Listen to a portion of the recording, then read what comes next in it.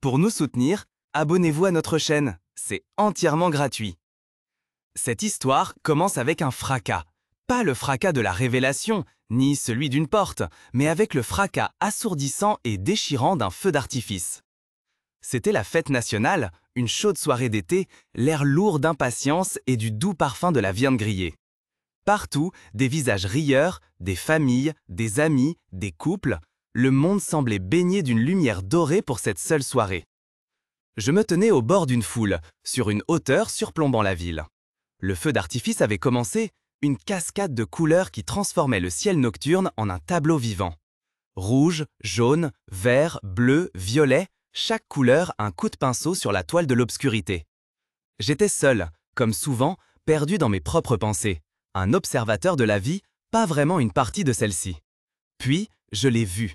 Il se tenait à quelques mètres de moi, son visage à moitié dans l'ombre, éclairé par la lumière vacillante des feux d'artifice qui explosaient. Des cheveux sombres, tombant en légères ondulations, un visage fin, presque ascétique, avec des pommettes hautes et des yeux si profonds et sombres que j'ai failli m'y perdre.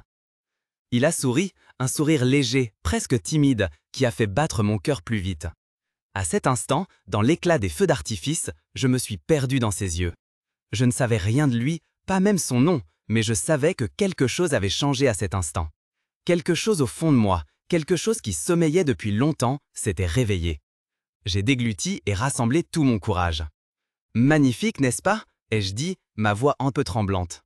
Il s'est tourné vers moi, son sourire s'élargissant. « Absolument époustouflant !» a-t-il répondu. « Ne trouvez-vous pas que cela est une beauté ironique ? Cette destruction qui, pendant un si bref instant, crée quelque chose d'aussi merveilleux. Nous avons discuté. Des feux d'artifice, de la ville, de la vie.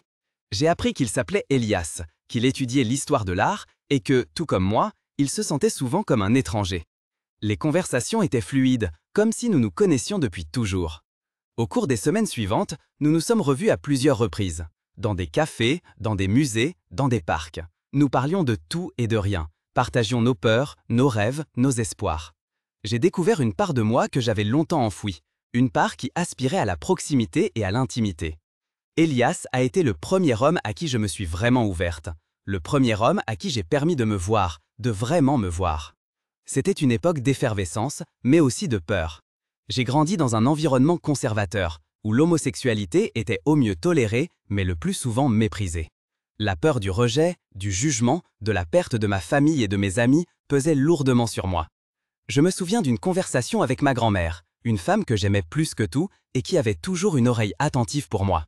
Je ne pouvais pas lui dire directement que j'étais gay, mais j'ai essayé de lui expliquer mes sentiments, ma confusion, ma peur. Elle écoutait attentivement, ses yeux remplis de sagesse et de compassion. Quand j'ai eu fini, elle a pris ma main et a dit « Mon cher garçon, l'amour est l'amour, peu importe qui aime qui. Tant que c'est honnête, tant que ça vient du cœur, c'est bien. » Ces mots m'ont donné de la force, ils étaient comme une encre dans une mer déchaînée. Malgré tout, le chemin a été long et ardu.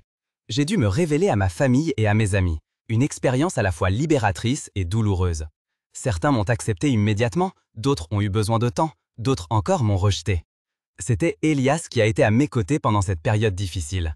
Il était mon roc, mon soutien, mon ami, mon amant. Notre relation n'a pas toujours été facile. Nous avons eu nos disputes, nos malentendus, nos doutes. Mais nous avons appris à communiquer l'un avec l'autre, à nous écouter, à nous pardonner.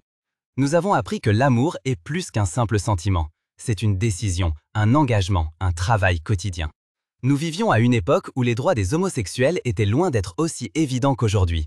Le mariage pour tous était encore de la science-fiction, la discrimination et les préjugés étaient monnaie courante. Je me souviens d'un incident dans un restaurant.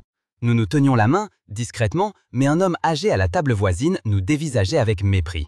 Il a fait des remarques désobligeantes, devenant de plus en plus bruyant et agressif. J'étais comme paralysé, plein de peur et de honte.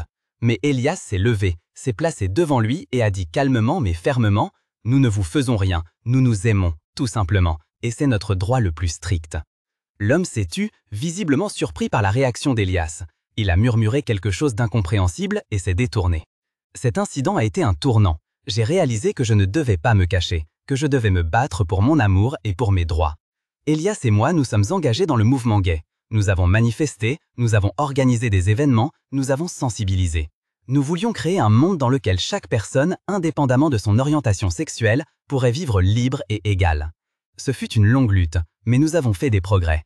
La société a commencé lentement à changer, les préjugés ont été démantelés, les lois ont été libéralisées.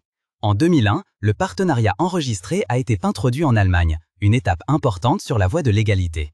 Et finalement, en 2017, le mariage pour tous a été légalisé. Ce fut un triomphe, un moment de joie et de soulagement. Enfin, nous étions égaux. Enfin, nous pouvions nous marier. Enfin, nous pouvions vivre notre amour publiquement et sans honte. Elias et moi nous sommes mariés 1 an plus tard, par une journée d'été ensoleillée, entourés de notre famille et de nos amis les plus proches. C'était le plus beau jour de ma vie.